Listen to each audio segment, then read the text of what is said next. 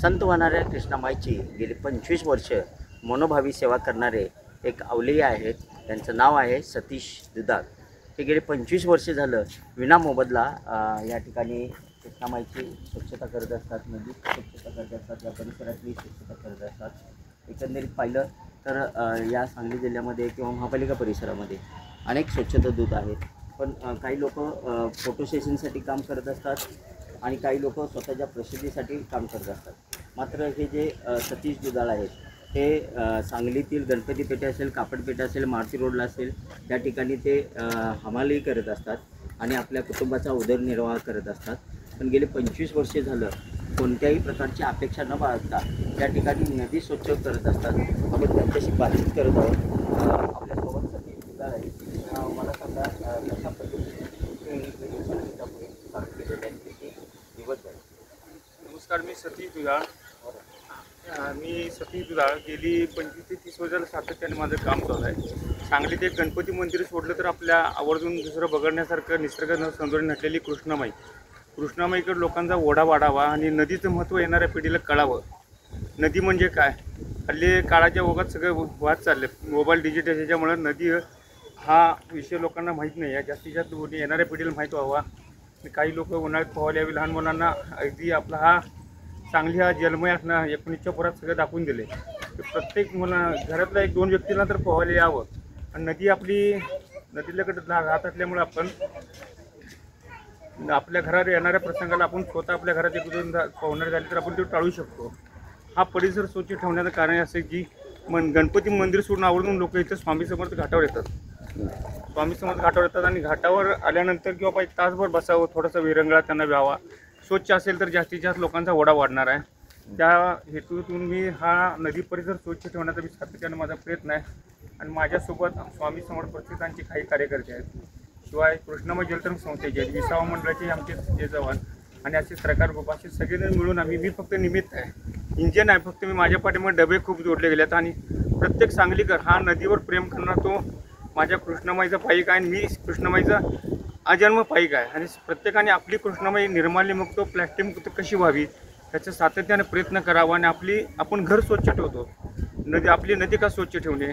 काही देवाचे निर्माल्य, देवदिकांचे फोटो, जे काही अन्य काही लोक आपण नदीत आणून टाकतात, ते नदीत न टाकता त्यांना काय विसर्जित करायचं. एक वेळा नाही तर त्यांनी 10 वेळा 21 वेळा बुडवावं आणि ती बाजूला निर्माल्य कुंडात टाकावं. हे सर मस्त सांगलीकरांना व महाराष्ट्रातल्या जिथे जिथं नदी आहे तिथं निर्माल्यमुक्त, प्लॅस्टिकमुक्त नदी व्हावी हा एक माझा छोटासा समस्त महाराष्ट्रातल्या व देशातल्या सर्व लोकांना सांगण्याचा प्रयत्न आहे. हे करत असताना कुटुंबाची जबाबदारी तुमच्यावर आहे. घरी कोण कोण असतं आणि ते उदरनिर्वाह कसा चालतो हे करत असताना कुटुंबाची, आता माझा मुलगा आता आर्मीचं ट्रेनिंग घेतो आहे, पोलीस भरतीचं ट्रेनिंग घेतो आहे. मुलगी माझी आता डिप्लोमा 3rd इयरमधून पास झाली आहे, आता ती डिग्रीला जाणार आहे. आणि माझा व्यवसाय हा हमाली 3 चाकी सायकल आहे माझी. हमाली गणपती पेठेत मी हमालीचं काम करतो, त्याच्यावर माझा उदरनिर्वाह चालतो आहे. आणि माझ्या घरी 7 लोक आहेत. 7 लोकांचा भार सगळा, त्यात 2 मुलं शिक्षणाची, वयोवृद्ध आई आहे. तिथं थोडं म्हणजे दवाखान्याची वयाच्या मनात तिथं थोडंसं चालू आहे. त्याच्या माध्यमातून माझे काय मिळेल त्याच्या माझ्या हमाली व्यवसायातून ते माझा उदरनिर्वाह चालला आहे. मग हे कसं साधता हे म्हणजे इकडे हमाली पण करता आणि इकडे नदी स्वच्छता पण करता, कसा बॅलन्स होता?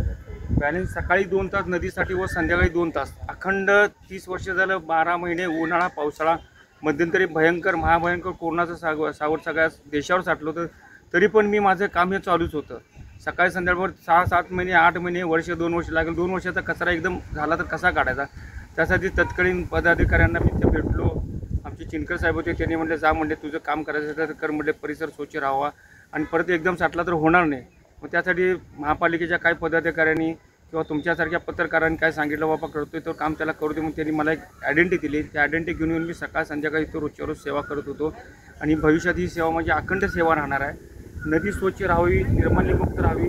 ज्या ज्या आपल्या महाराष्ट्रात नद्या त्या सगळ्या निर्माल्यमुक्त त्या कृष्णामाई घाटच्या व्हाव्यात, हे छोटासा प्रयत्न माझा चालू आहे. त्या प्रयत्नाला समस्त सांगलीकरांनी व कृष्णामाईवर प्रेम करणारे सर्वजण आहेत, त्यांनी मला साथ द्यावी.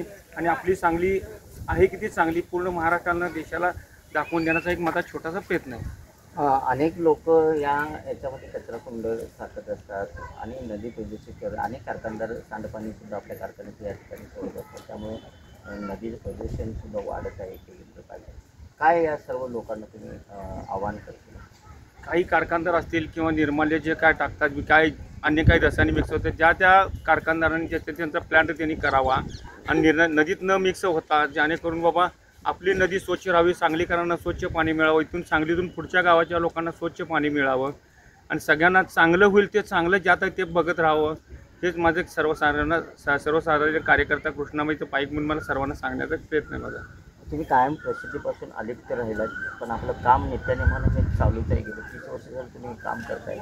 तुम्हाला कधी प्रसिद्धीत यावं असं वाटतं नाही? मला कामाच्या झोकात व्हावं, जशी कृष्णामाई माझी उगम ते शेवट समुद्राला भेटली आहे तसं माझं काम हे अग्नेशी सुरुवातीपासून शेवट पण त्या कामाच्या ओघात वाढायचं. प्रसिद्धीच्या ओघात मी थोडंसं कमीच आहे, परंतु कामाच्या ओघात जास्त आहे. अनेक लोक या ठिकाणी स्वच्छतेच्या नावाखाली स्वतः स्वच्छता करतात, ठिकाणी लोक स्वच्छता करतात आणि या महापालिकेच्या अनेक लोकांनी ठेकेसुद्धा घेतले जातात. ते स्वच्छता ठेकेदारसुद्धा घेतले.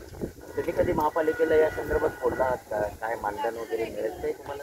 महापालिकेची काय मदत आहे? महापालिकेकडून काही मदत नाही. महापालिकेने मला 2018-19च्या दरम्यान मला ब्रँड अँबॅसेडर केलं होतं, त्याचं महापालिकेकडून मला प्रमाणपत्रही मिळालेलं नाही आहे. पण त्यांनी घोषित केलं. तत्कालीन आयुक्त कापंडी साहेब होते, शिवाय माझ्यामध्ये कलेक्टर कोणतं नाव त्याकडून माझ्या लक्षात नाही. 2 ऑक्टोबर गांधी जयंतीला त्यांनी महापालिकेचा ब्रँड अँबॅसेडर म्हणून घोषित केलं. ठीक आहे, आनंद आहे मला. परंतु त्याच्यासाठी बाबा एखादं पत्र तर महापालिकेचं बाबा 1 वर्षासाठी तुम्ही आमच्याकडे ब्रँड अँबॅसेडर होता म्हणून त्यांनी ते पण महापालिकेला देता आलेलं नाही.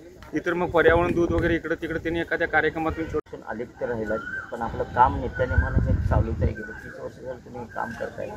तुम्हाला कधी प्रसिद्धीत यावं असं वाटतं नाही? मला कामाच्या झोकात व्हावं, जशी कृष्णामाई माझी उगम ते शेवट समुद्राला भेटली आहे तसं माझं काम हे अग्नेशी सुरुवातीपासून शेवट पण त्या कामाच्या ओघात वाढायचं. प्रसिद्धीच्या ओघात मी थोडंसं कमीच आहे, परंतु कामाच्या ओघात जास्त आहे. अनेक लोक या ठिकाणी स्वच्छतेच्या नावाखाली स्वतः स्वच्छता करतात, ठिकाणी लोक स्वच्छता करतात आणि या महापालिकेच्या अनेक लोकांनी ठेकेसुद्धा घेतले जातात. ते स्वच्छता ठेकेदारसुद्धा घेतले. तुम्ही कधी महापालिकेला या संदर्भात बोलला आहात का? काय मानधन वगैरे मिळत नाही तुम्हाला? महापालिकेची काय मदत आहे? महापालिकेकडून काही मदत नाही. महापालिकेने मला 2018-19च्या दरम्यान मला ब्रँड अँबॅसेडर केलं होतं, त्याचं महापालिकेकडून मला प्रमाणपत्रही मिळालेलं नाही आहे. पण त्यांनी घोषित केलं. तत्कालीन आयुक्त कापंडी साहेब होते, शिवाय माझ्यामध्ये कलेक्टर कोणतं नाव त्याकडून माझ्या लक्षात नाही. 2 ऑक्टोबर गांधी जयंतीला त्यांनी महापालिकेचा ब्रँड अँबॅसेडर म्हणून घोषित केलं. ठीक आहे, आनंद आहे मला. परंतु त्याच्यासाठी बाबा एखादं पत्र तर महापालिकेचं बाबा 1 वर्षासाठी तुम्ही आमच्याकडे ब्रँड अँबॅसेडर होता म्हणून त्यांनी ते पण महापालिकेला देता आलेलं नाही. इतर मग पर्यावरण दूत वगैरे इकडं तिकडे त्यांनी एखाद्या कार्यक्रमातून छोटे-मोठे मला बोलून तेवढंच एक प्रमाणपत्र देऊन हे केलं. कारण ब्रँड अँबॅसेडर म्हणून तुम्ही महापालिकेचं 1 वर्षासाठी नेमणूक केली, त्याचं काहीच मला त्यांनी हे दिलेलं नाही. मानधन वगैरे काय मिळते? मानधन वगैरे काही नाही मिळत. आणि हा खराटा वगैरे जे काय लागणार ते पण मी माझ्या स्वतःच्या ह्याच्यातून घेऊन येतो. एखादा कोणतरी इथं शेणखत वगैरे पडलेलं ते साठवतो. बाबा काय देऊ तुला, मला 1-2 खराटे आणून द्या. आणि आमच्या इथे पटेल चौकात एक आर्यन टोळस आहे, बाबा तू चांगलं काम करतोयस, तुला काय खराटे लागले तर आमच्याकडून घेऊन जातं. महिन्याला अर्धा खराट लागतात, मी त्यांच्याकडून 1-2-5 खराटे घेतो. मी स्वतः 1-2-5 घेतो. आणि काही फवाले येणारी मंडळी आहेत आमची, तुला काय लागते कसं ती सामग्री सांग, ते लोक काही थोडं मदत करतात. शेवटी मी कोणाकडे मागायला जात नाही. मला जे शक्य आहे ते आणि 90% मी स्वतःच्या ह्याच्यातून करण्याचा प्रयत्न करतो. 10% लागले तर शिवाय आता मार्केट शांत आहे, कामं थोडं कमी जास्त आहे, त्याच्या माध्यमातून काय एखाद्याला हे वाटलं तर मी खराटे झाडू काय मला लागणार ते हे सहकार्य करा म्हणते. बस याच्या व्यतिरिक्त मी कोणाकडे 1 रुपया कधी घेत नाही. नक्कीच आपण पाहू शकता, स्वतःच्या फोटो सेशनसाठी आणि प्रसिद्धीसाठी अनेक स्वच्छता दूत अनेक ठिकाणी फोटो सेशन करतात. आणि काही या महापालिका परिसरात जर पाहायला गेलं तर अनेक स्वच्छता दूत आता ठेकेदारसुद्धा झालेले आहेत. अधिकाऱ्यांशी गोड बोलायचं आणि लोकप्रतिनिधींच्या घराच्या समोर जाऊन तिथली स्वच्छता करायची आणि पुन्हा ठेके घ्यायचे आणि स्वच्छता करत राहायचं. अशा पद्धतीचं काम या सांगली महापालिका परिसरात सध्या सुरू असलं तरी दुसरीकडे मात्र सतीश दुधाळसारखी काही चांगली माणसंसुद्धा या समाजात राहतात की आपणही या समाजाचं काहीतरी देणं लागतो. आणि समाजातील काही दानशूर लोक आहेत की जे या सतीश दुधाळ्यांना खराट असेल, झाडू असेल आणि इतर काही साहित्य आहे जे स्वच्छता करण्यासाठी लागतं ते त्यांना मदत करत असतात. जिल्हा प्रशासन असेल, महापालिका प्रशासन असेल, त्यांची 2018-19च्या वेळेला स्वच्छता दूत म्हणून सुद्धा ब्रँड ॲम्बेसेडर महापालिकेची म्हणून निवड पण केली, पण त्यांना साधं पत्रसुद्धा दिले नाही. याची खंत त्यांनी आता आपल्याला TV9 मराठीशी बोलताना सांगितले. TV9 मराठी हे नेहमी जे समाजामध्ये वंचित राहिलेले आहेत, दबलेले आहेत, पिचलेले लोक आहेत, प्रसिद्धीपासून अलिप्त आहेत, त्यांना समाजाच्या समोर आणून त्यांच्याकडून इतर लोकांनासुद्धा काहीतरी चांगलं मार्गदर्शन मिळायला पाहिजे आणि चांगल्या गोष्टी समाजासमोर आल्या पाहिजे, याचा प्रयत्न सातत्यानं करत आहेत.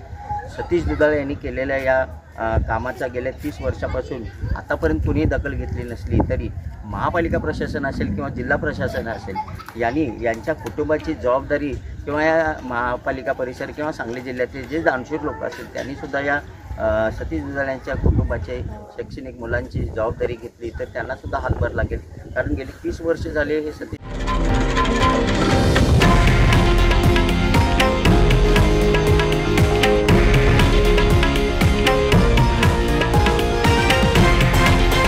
हे आहे देशातील नंबर 1 न्यूज नेटवर्क आणि आपण पाहत आहात TV9 मराठी, एकमेव.